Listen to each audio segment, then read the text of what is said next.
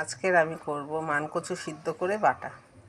মানকচু সিদ্ধ বসিয়ে দিয়েছি, কচু সিদ্ধ হয়ে গেছে। সিদ্ধ কচু বাটতে লাগবে কালো জিরে আর শুকনো লঙ্কা। কালো জিরেটা আমি শুকনো বাটিতে ভেজে নিচ্ছি।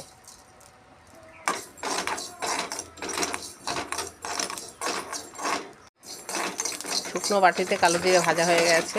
কালো জিরে যেন খুব ভাজা না হয়, তাহলেই তেতো হয়ে যাবে। শুকনো লঙ্কাটা তেলে ভেজে নেব।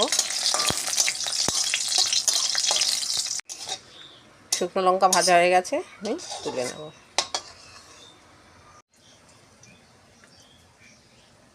প্রথমে যে লঙ্কাগুলো ভেজে রেখেছিলাম সেগুলো বেছে নেব, কারণ কচুটা হলো পিছল জিনিস। কচুর সঙ্গে যদি লঙ্কা বাটি তাহলে লঙ্কাটা ভালো বাটা হবে না।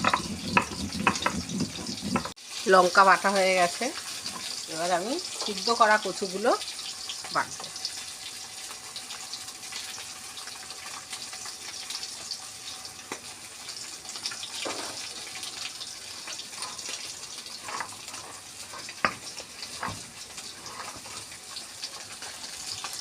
শুকনো লঙ্কা ভাজার সঙ্গে সিদ্ধ কচু বাটা হয়ে গেছে। এখন আমি কালো জিরে দিয়ে বাটবো।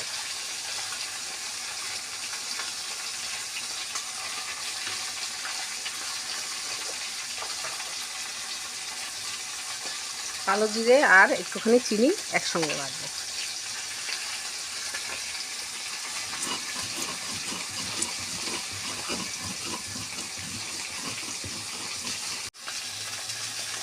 কচু বাটা হয়ে গেছে শুকনো লঙ্কার কালো জিরে দিয়ে। এটা আমি এখন দেবো স্বাদ অনুযায়ী নুন আর সর্ষের তেল।